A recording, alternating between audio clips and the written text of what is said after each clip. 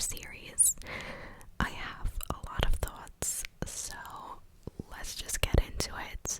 I wrote tons of notes when I was watching this movie, and honestly I was kind of half paying attention because it doesn't require you to pay attention that much, because the substance of this movie is non-existent.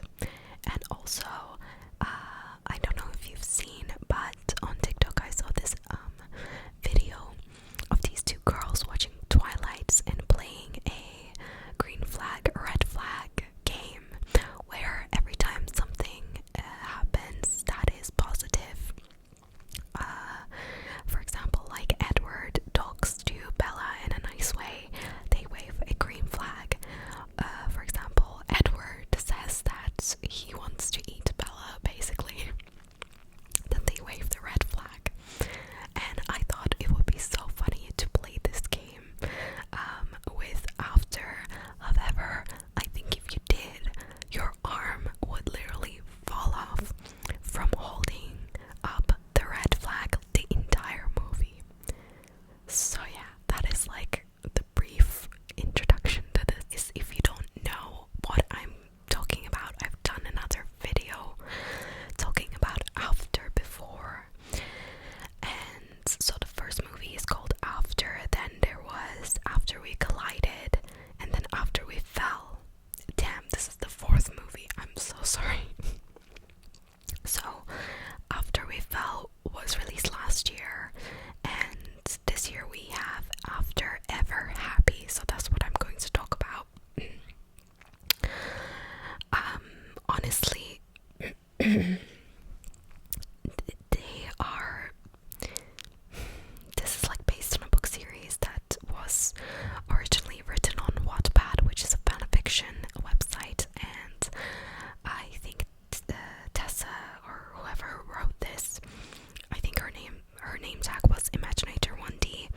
She wrote these book series, these fanfiction books based on Harry Styles and imagined basically herself as the main character, who is called Tessa, with Harry, who is supposed to be Harry Styles, but they obviously did not allow her to publish the books with Harry Styles' name.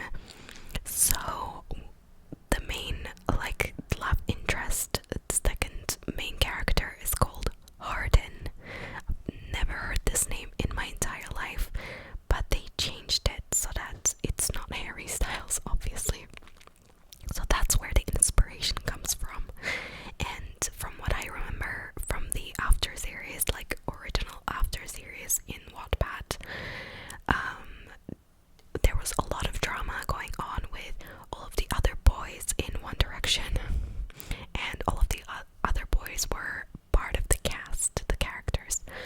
But in this movie series, it is more focused on the two, like, love interests rather than this whole drama.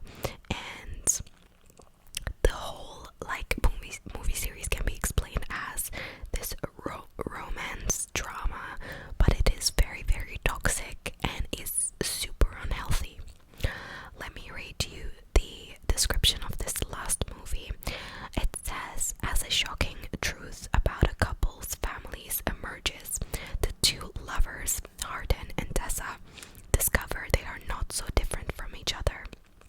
Tessa is no longer the sweet, simple girl she was when she met Hardin. Okay, sweet, simple girl. That's kind of like rude to describe somebody. It is on Amazon Prime, so if you do want to put yourself through it, but if you don't, I will just explain the entire movie to you right now. So let's get started. In the last movie, I think there was this cliffhanger revelation where we found out that Hardin's father is not actually his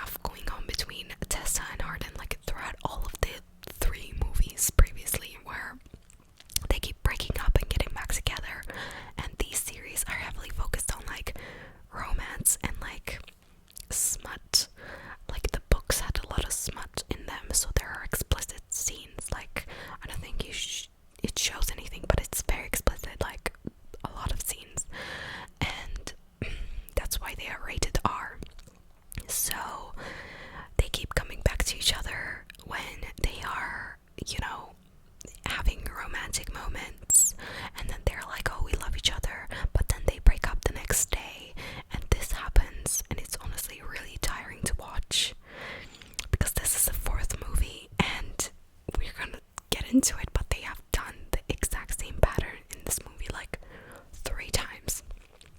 So last movie was left on kind of like a cliffhanger, right? Hardin is upset.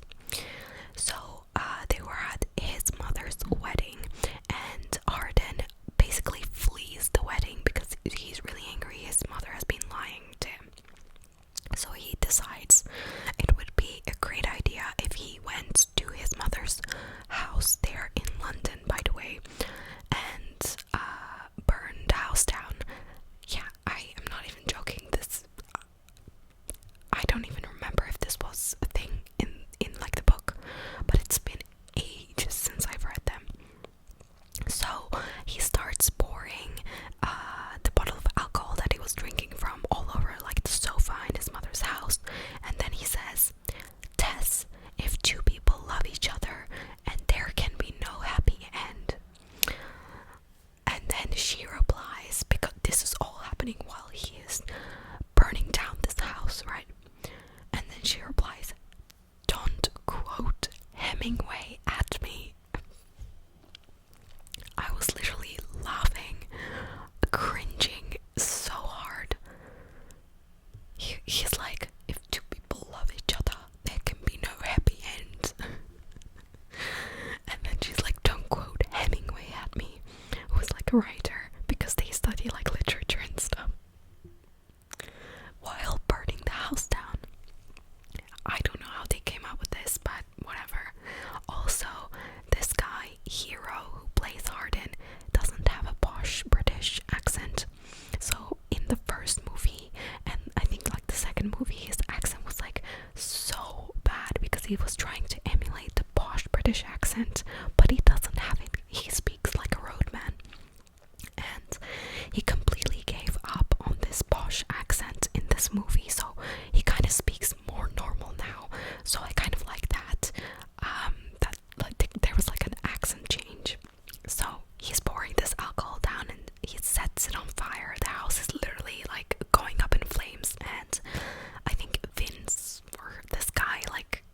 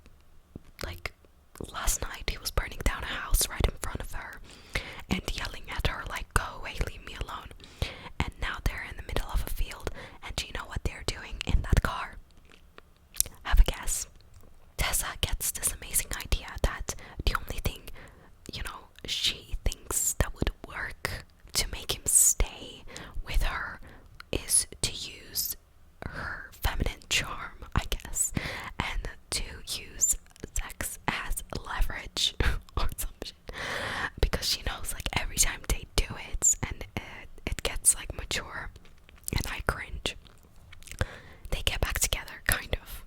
Or Hardin is like, oh, I love you so much. They're in this tiny sports car. The doors are wide open, like people could see them if people were driving past, but I guess they're into that. And they literally had sex in this sports car after burning a house down. Very romantic. And then we got so many unnecessary shots of this car, and I thought they must have gotten like a brand deal or something from this brand. I think it was maybe a BMW or something. The like spur of the moment, like intimate moment that they had was unprotected, so I felt like there was going to be like a scene with like a doctor and we're gonna like find out she's pregnant or something, but we will get there in the second act.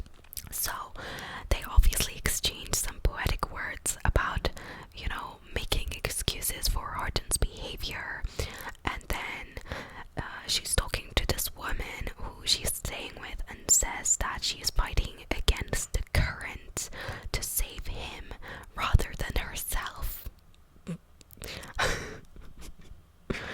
Then she gets a plane ticket to go back home to Washington or whatever, and Hardin basically runs away from her after they literally have sex, and he's like, I love you so much. He literally decides that no, we shouldn't be together.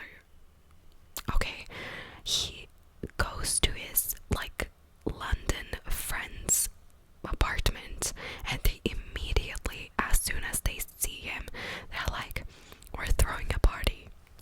It's like 2 p.m. in the afternoon. Tessa does a little makeover, which consists of taking off her old makeup and putting a new fresh face of makeup and putting on a new dress, and then she's like, I'm going to go and get him. I'm going to win him back. I don't know why she has to win him back, because I thought that he was proclaiming his love to her 2 seconds ago, but and then I noted down that the dialogue sucks ass already. Yeah, they're speaking like they took like direct lines from the book or whatever, and they're literally reading it, but nobody in the world speaks like that in normal like conversational language. Like, what the fuck is I'm fighting against the current to save him rather than myself? What the hell is that? Anyways, so we're at Hardin's friend's apartment where they're throwing a party during daytime, and this girl happens to just conveniently walk out of this flat so that Tessa knows like where the door is. So she goes in and she's like, what the hell is going on? Is this a party? Like, what is he doing?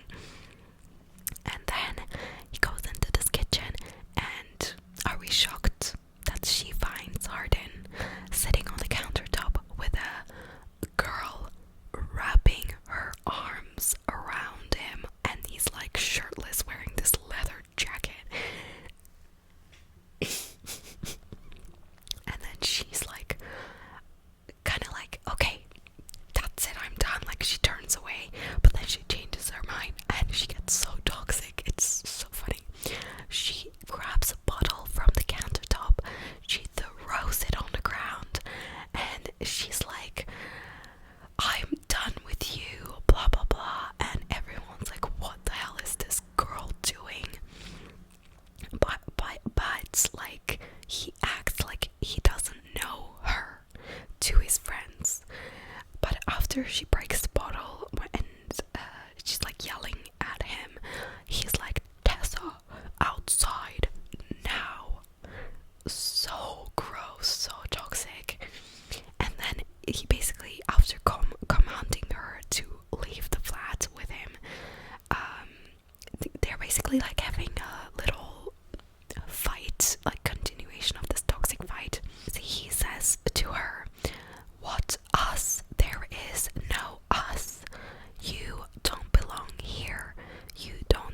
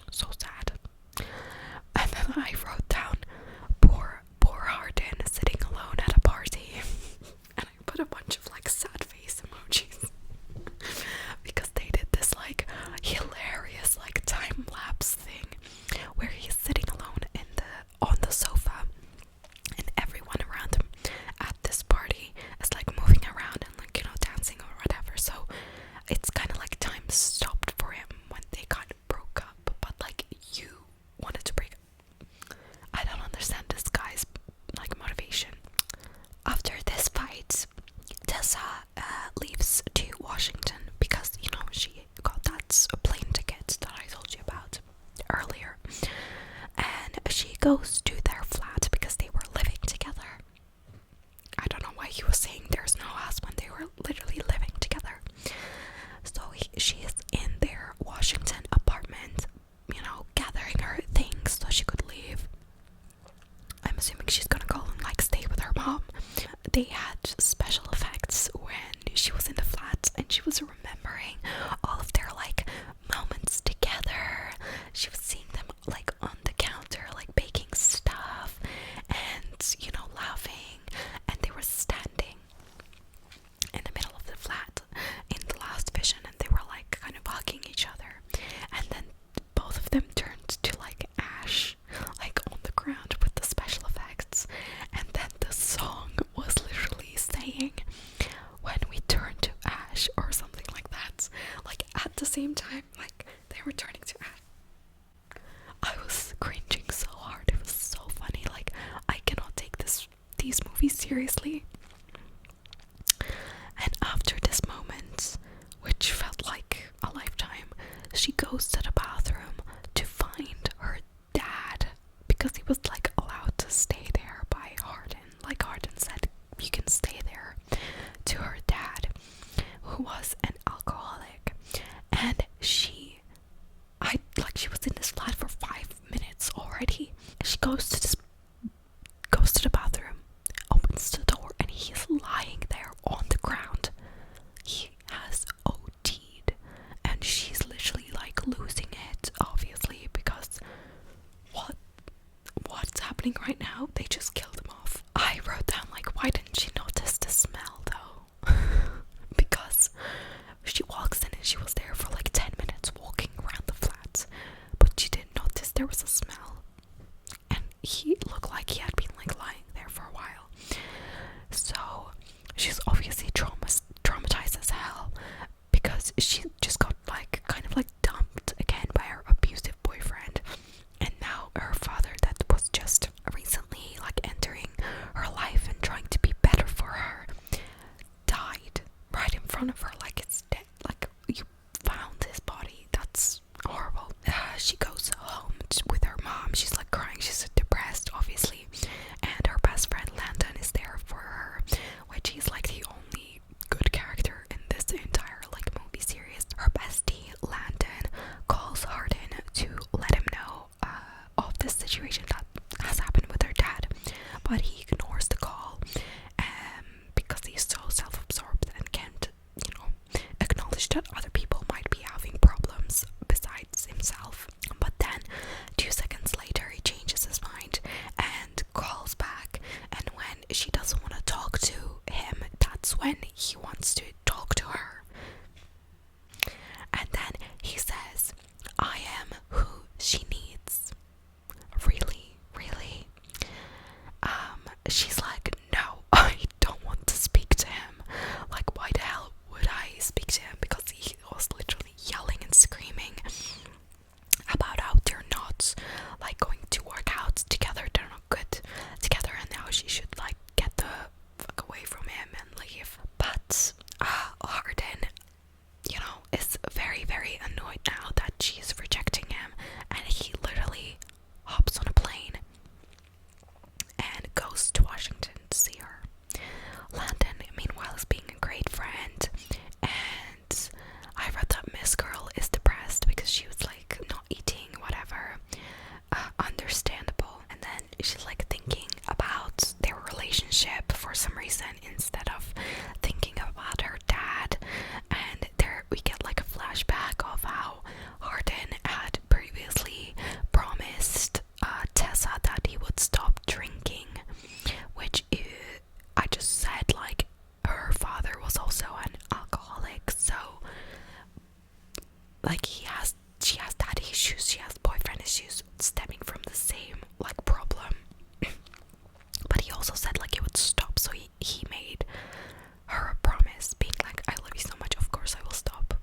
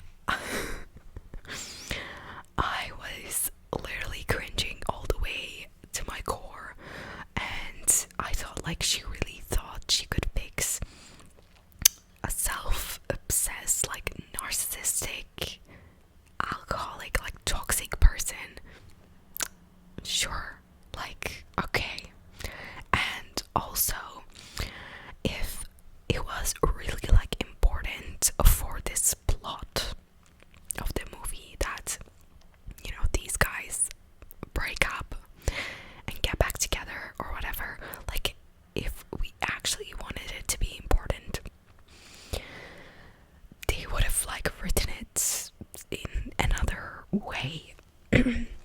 Because all the time in all of these movies, like, they break up and get back together in 2 seconds. So it doesn't even, like, the viewer, like, we don't even care at this point, because we know they're going to get back together. We know that they're going to break up. We're just like waiting. When is the next time Hardin does something toxic? When is the next time Tessa is going to be gaslighted? The most substance this movie has, which it doesn't have any substance, but if it could have had substance, if they showed them actually doing something else other than being obsessed with each other and breaking up and getting back together. My favorite, like, times of this movie is when Hardin and Tessa are apart, and Tessa is actually, like, happy and hanging out by herself and her friends and doing something other than being obsessed with him, because it's just not. And why are you portraying stuff like this? Like, you could have taken the original source material and made it into something else. Like, people do that all the time. After her dad's funeral, she goes to the doctor. Now, I did not realize that in the previous movie there was something like an announcement of she was being pregnant or something like that. I thought she went to the hospital and they told her, like, she cannot, like, really get pregnant, low chances or whatever. But then Hardin and Tessa were talking and they were like, oh, are you gonna, like, do this, blah blah blah, and he mentioned the baby, and I was like, wait, is she pregnant? I didn't really understand what was going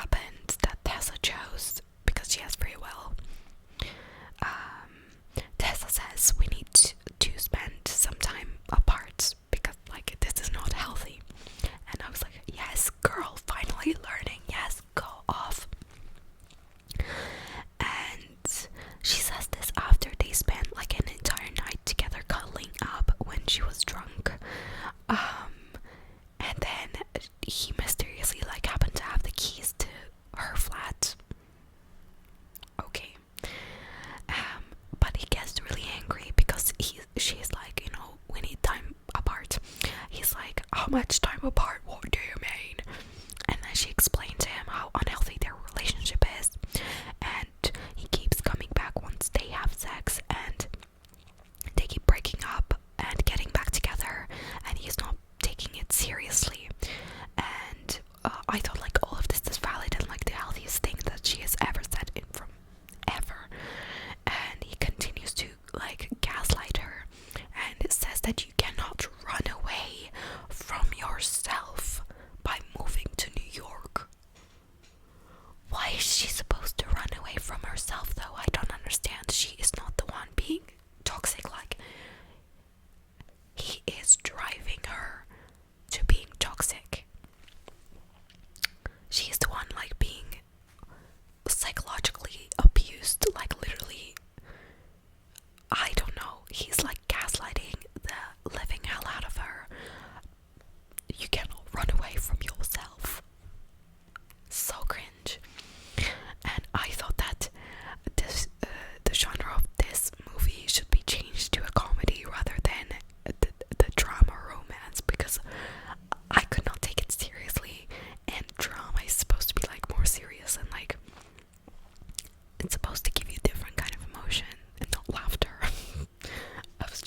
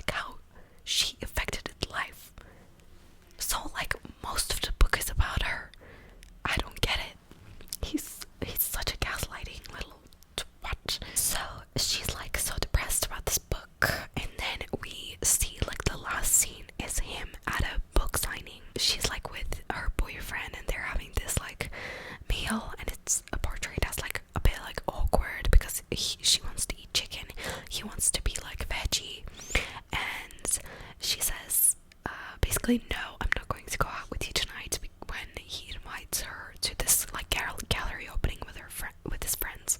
Instead, what does Tessa do after literally yelling at Hardin's face, saying that like, I think our journey is over?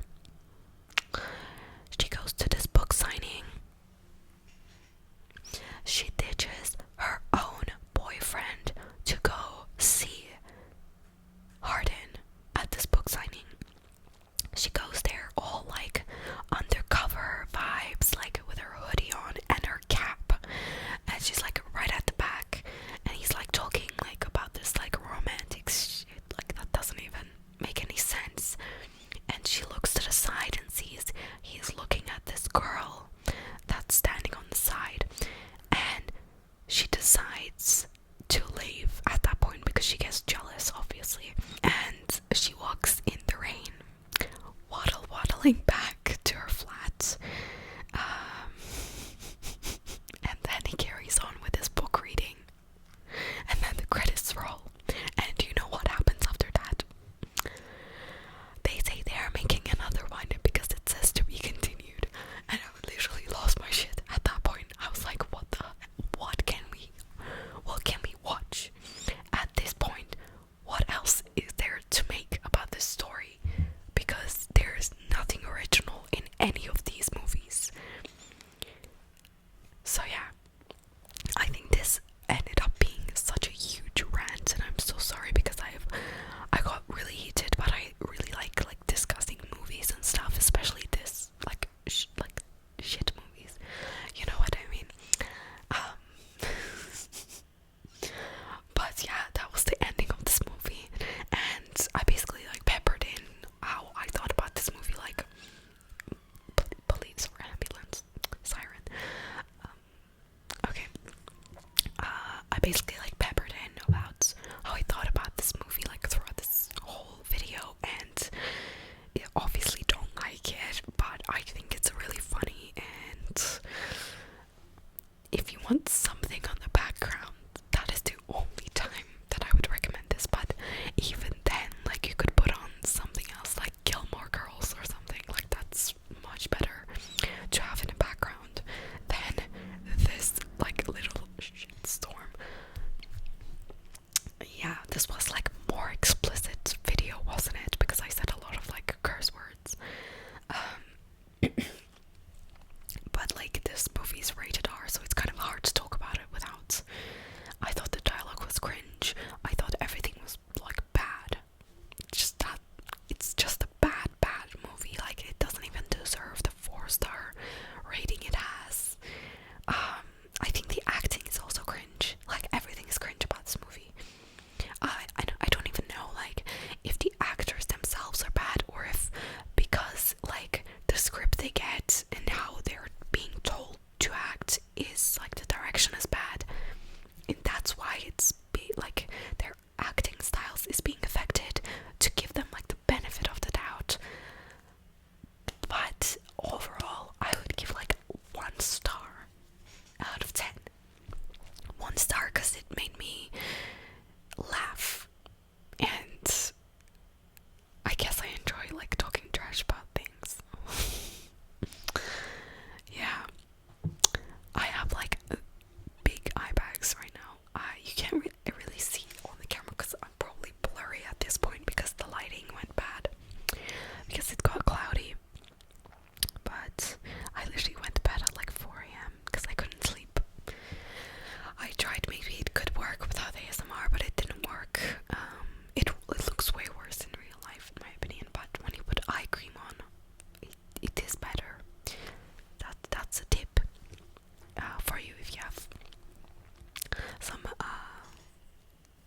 not sleeping under eye bags. Not the ones for genetic, like if you have genetic under eye bags. I don't know what to do about that, to be honest. You could get like color correcting cream or something. Anyways, so yeah, 1 star out of 10. I hope you enjoyed this rant, this little whisper ramble. I thought it was like a little bit boring, so it made you, tired and more likely to fall asleep, or maybe, you are falling asleep